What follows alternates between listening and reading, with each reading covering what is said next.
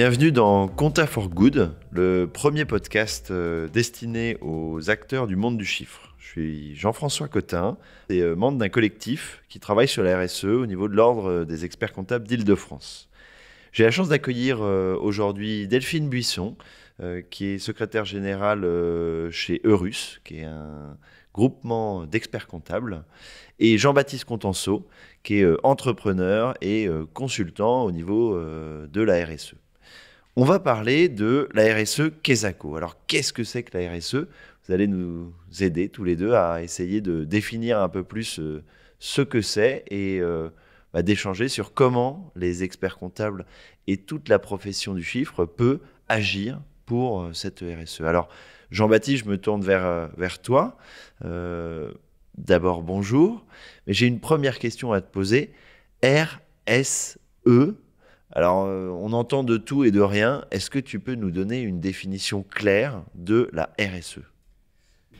Merci Jean-François, bonjour à tous. Alors la RSE, responsabilité sociétale des entreprises.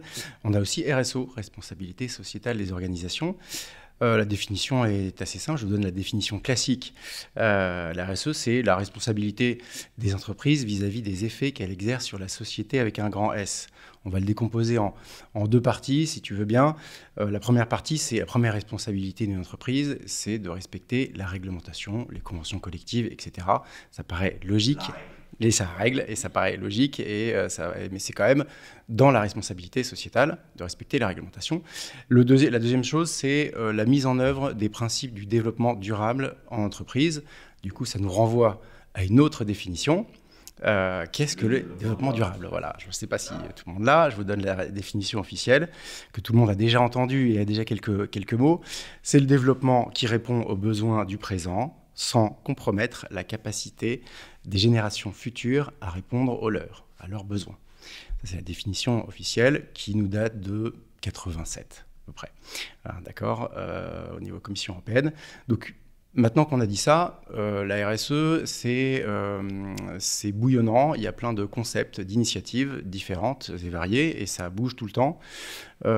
Pour les plus anciens, il y a un truc qui s'appelle la NRE, la loi NRE, c'était en 2001 déjà. Et là, on avait, pour les commissaires aux comptes qui nous écoutent, on avait des rapports spéciaux sur les indicateurs sociaux et environnementaux qu'il fallait intégrer dans les rapports de gestion. Il s'est passé donc une vingtaine d'années, un peu moins, une quinzaine d'années, pour qu'on retrouve cette obligation-là dans ce qu'on appelle la déclaration de performance extra-financière.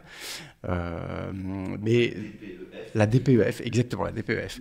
Mais pour finir la définition, je dirais, technique de la RSE, si tu veux bien, je vais aller citer l'équivalent de la norme IFRS pour la RSE, c'est la norme ISO 26000, que chacun pourra aller consulter. La norme ISO 26000, donc on prend les 7 piliers de l'ISO 26000, la gouvernance, l'environnement, les conditions de travail, les droits de l'homme, les loyautés des pratiques, éthique des affaires, les attentes et la prise en compte des attentes des consommateurs, et puis l'aspect ancrage territorial.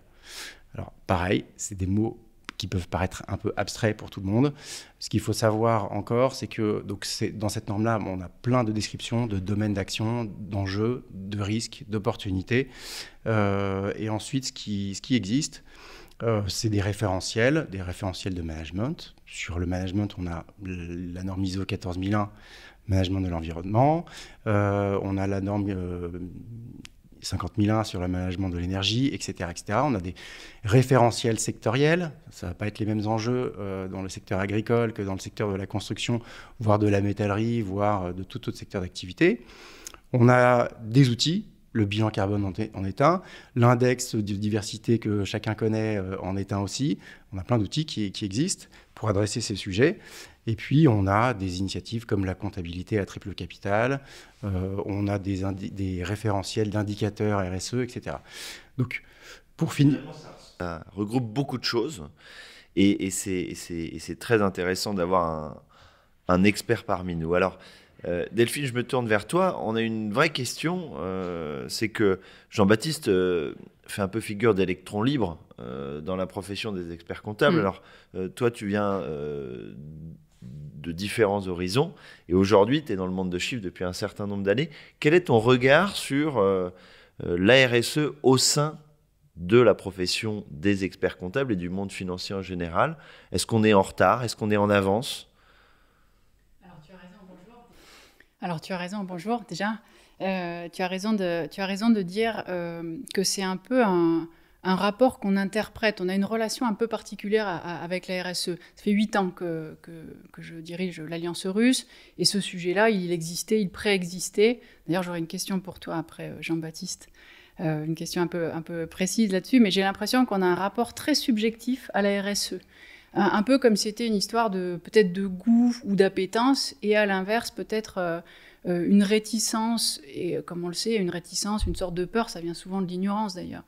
Et finalement, ce que je constate aujourd'hui, pour retravailler ce sujet et essayer de le travailler vraiment, de structurer des programmes autour de ça, c'est que ça provoque, en fait, cet acronyme-là, il provoque 2 types de réactions émotionnelles chez les professionnels du chiffre, en tout cas ceux que je côtoie. Soit tu as une sorte de goût immédiat, presque viscéral, et puis quelque chose d'un peu intuitif, ouais, clairement, et l'envie de faire quelque chose, une envie, hein, c'est vraiment ça, c'est pour ça que je dis ça vient du ventre. Ou alors, à l'opposé, une sorte de réaction hyper sceptique en disant mais en quoi sommes-nous concernés, une sorte d'incompréhension ou aussi de recul en disant encore un sujet, est-ce que c'est pas une autre tendance supplémentaire? Bon, évidemment, ça, c'était plutôt avant la crise Covid. Je pense que cette crise-là, elle nous met assez bien d'accord sur l'intérêt du sujet. Et du coup, il y a deux façons, finalement. Le sujet, il interpelle de 2 façons. Un, je suis dirigeant, parce qu'il y a ça aussi. Je suis dirigeant d'entreprise en étant notamment expert comptable, mais pas que. En quoi, dans ma responsabilité de chef d'entreprise, je vais intégrer cette dimension? Qu'est-ce que ça veut dire très concrètement? Donc, ils ont les mêmes sujets que n'importe quel chef d'entreprise. Donc ça, c'est la première question. Et puis on aura noté que c'est vraiment un sujet, ça va être compliqué de ne pas être congruent, quoi. C'est-à-dire, si tu pratiques pas chez toi, ça va être difficile d'aller donner un conseil à l'extérieur. Tu sais, un peu comme les gens qui n'ont pas d'enfants puis qui te donnent des conseils sur comment il faut éduquer les tiens. Ça va pas passer. Le deuxième sujet, la deuxième question, c'est en quoi je suis interpellée et concernée en tant que professionnelle quand je ne suis pas appelée, justement, comme ça a été ton cas, je crois, Jean-Baptiste, en quoi ça vient changer mon métier dans le fond.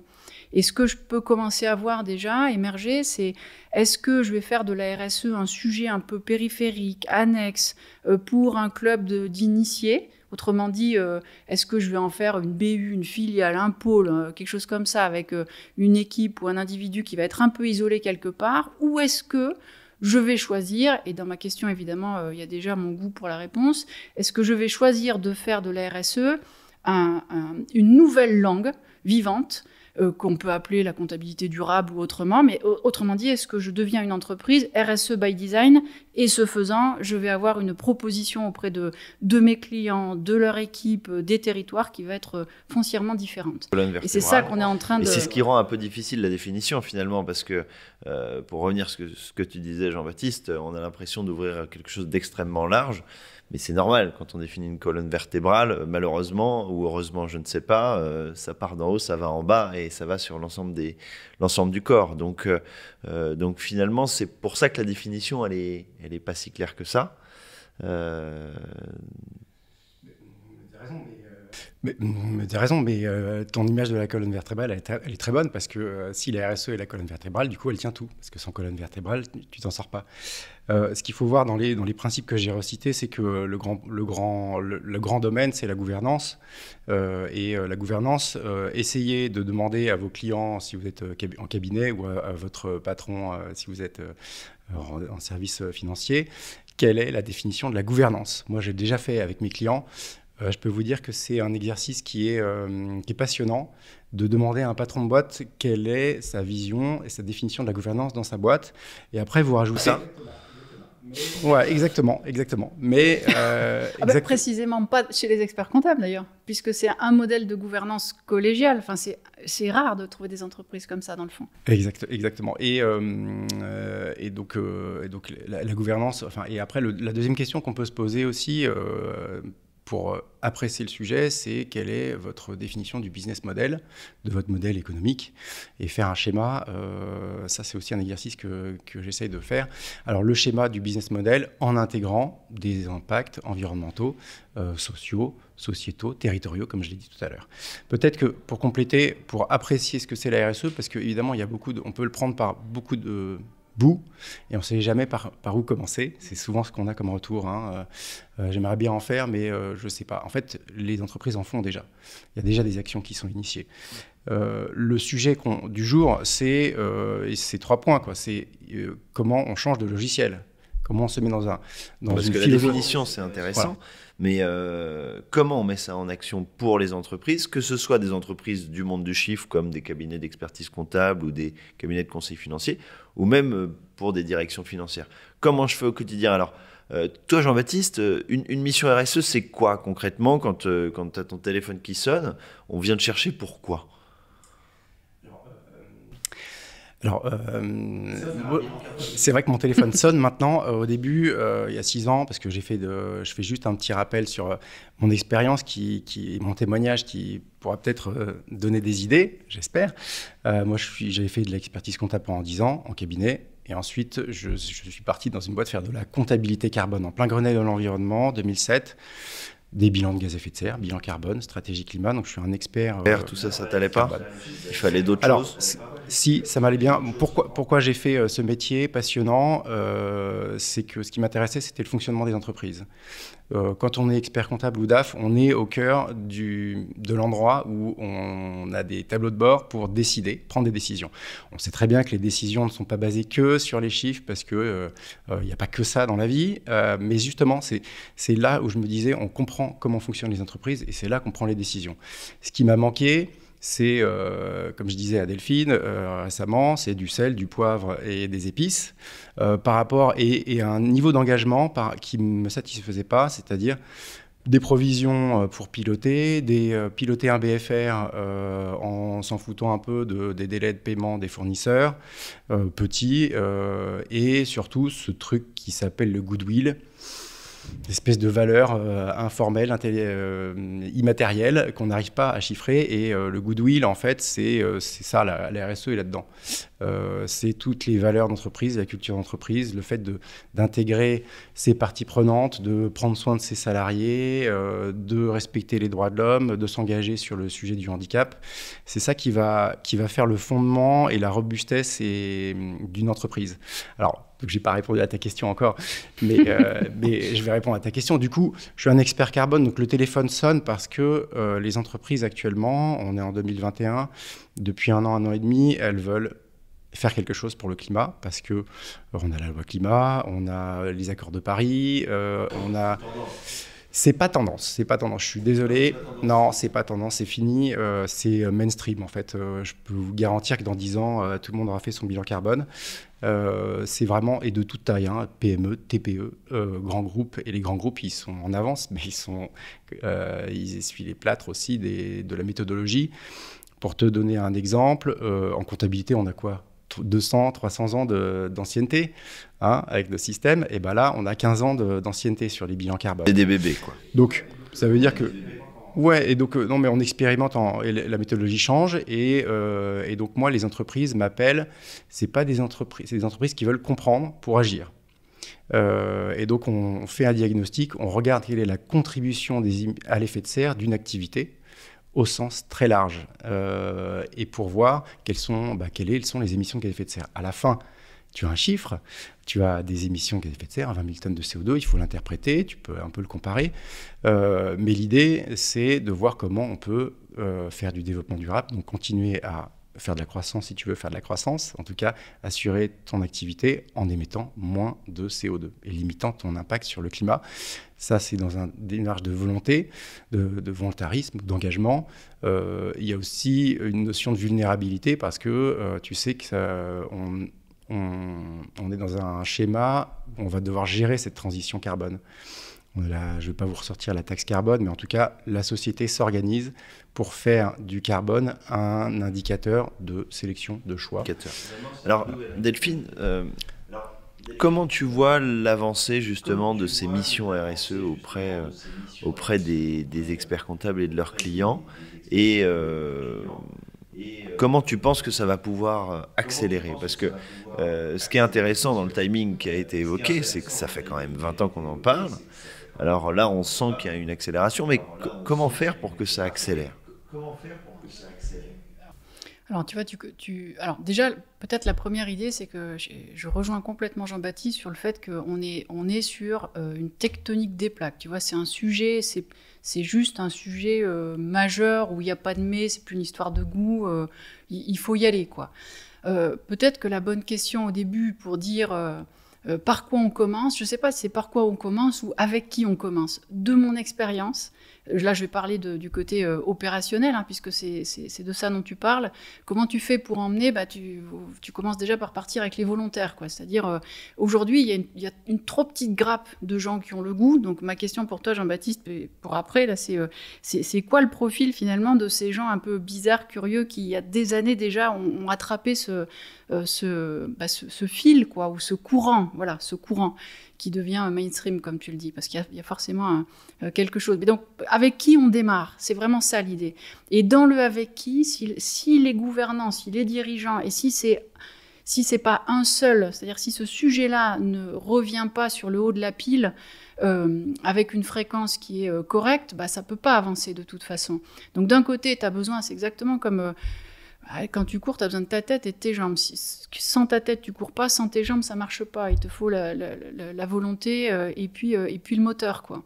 Et on sait bien que plus un sujet revient en termes de fréquence dans les sujets traités au niveau de la direction, plus ce sujet a une chance d'exister. Je le dis souvent, les entreprises qui sont les plus commerciales, les plus commerçantes, c'est celles qui prononcent le mot client le plus souvent, quoi. Enfin, voilà. Donc il y a une vraie corrélation. Il faut que ça existe au niveau des cercles de direction. Donc, il faut nourrir les dirigeants là-dessus. Et alors, c'est exactement ce qu'on essaye de faire. Nous, on n'a pas de... j'ai la chance de travailler avec des experts qui aiment apprendre, voilà, qui demandent à apprendre.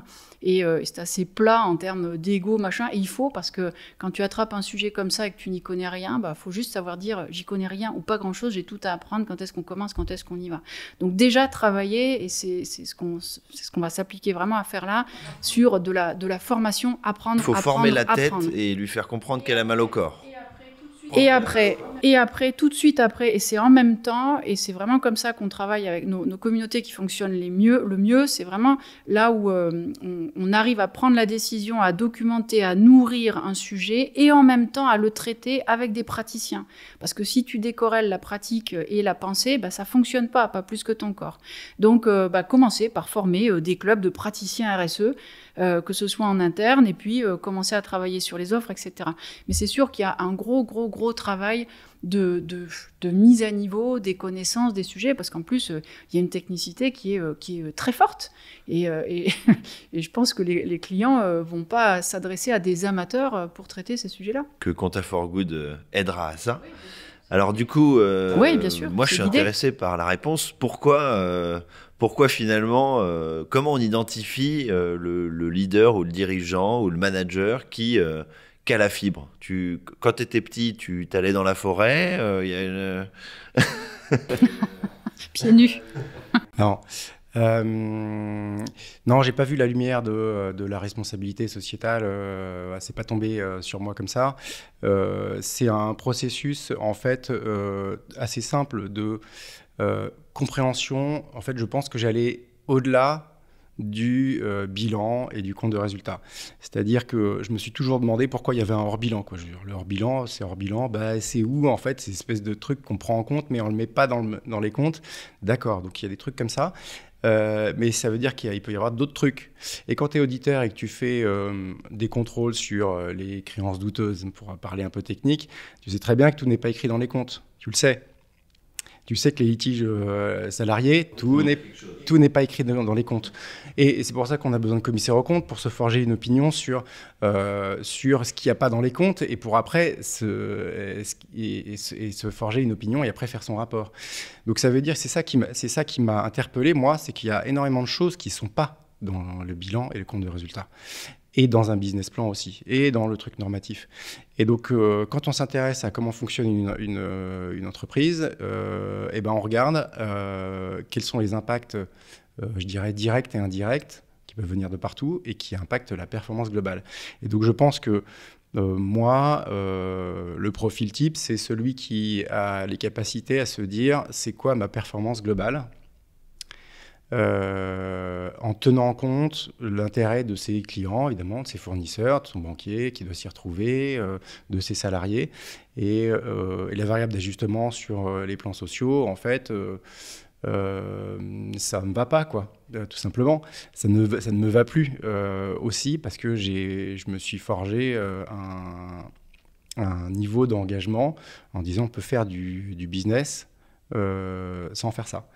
Il faut un peu intégrer ces éléments-là quand on fait du recrutement pour trouver des gens qui ont cette sensibilité.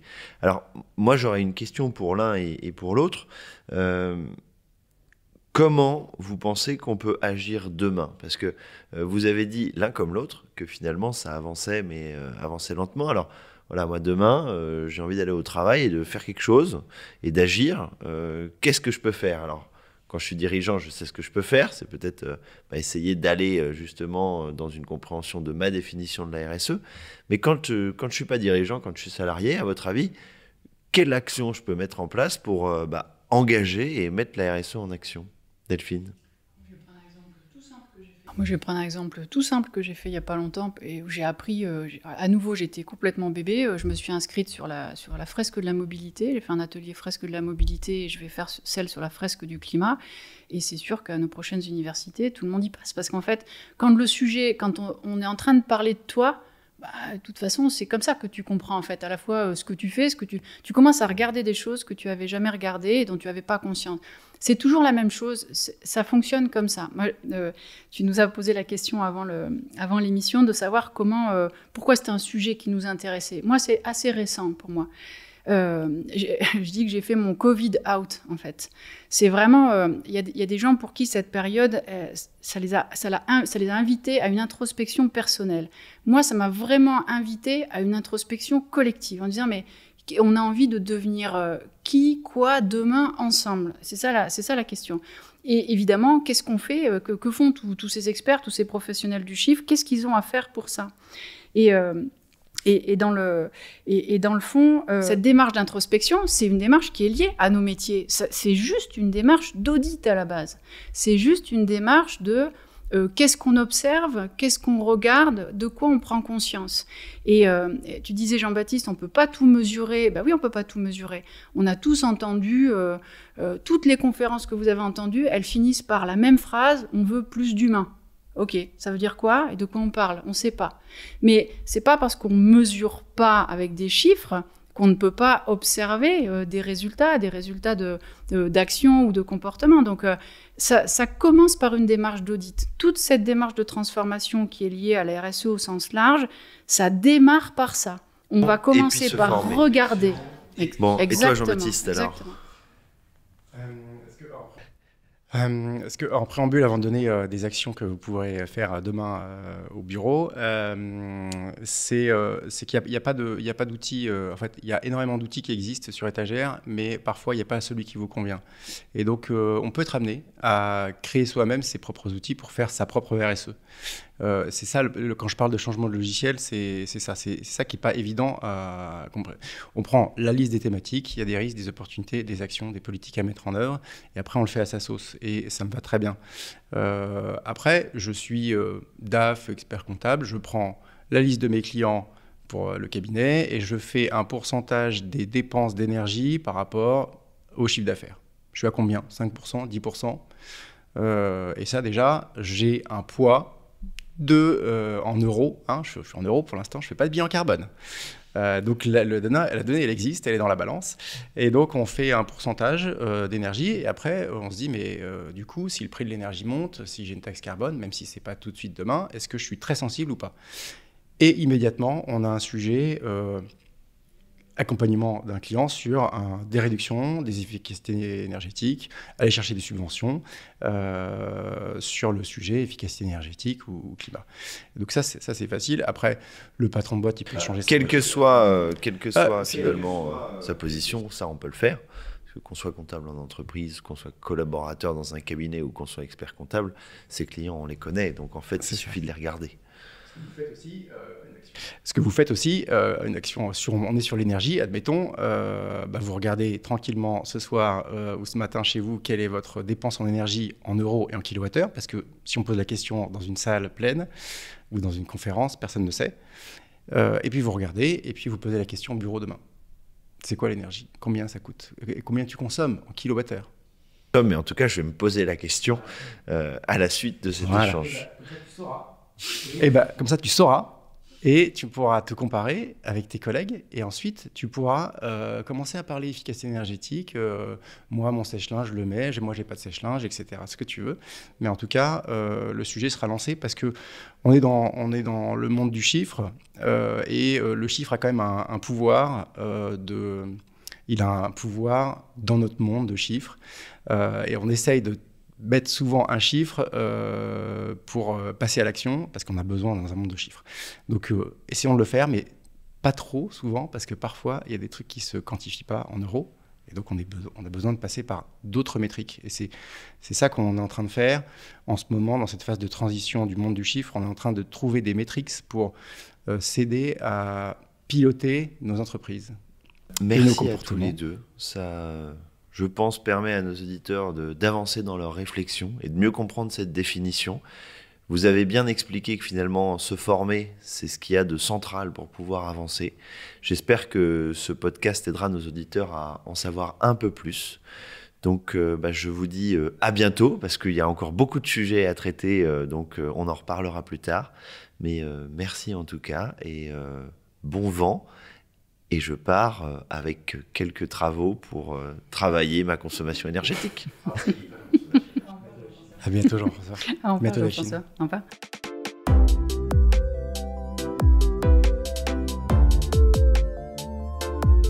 Merci pour votre écoute. Je suis heureux d'avoir passé ce temps avec vous. Cet épisode vous a plu? N'hésitez pas à le partager sur vos réseaux sociaux ainsi qu'à vos proches. Faisons grandir ensemble la communauté des acteurs engagés. Vous pouvez retrouver tous nos épisodes sur vos plateformes d'écoute préférées ainsi que sur le site de l'Ordre des experts comptables, oec-paris.fr. Un grand merci de m'avoir écouté jusqu'ici et à très bientôt pour le prochain épisode.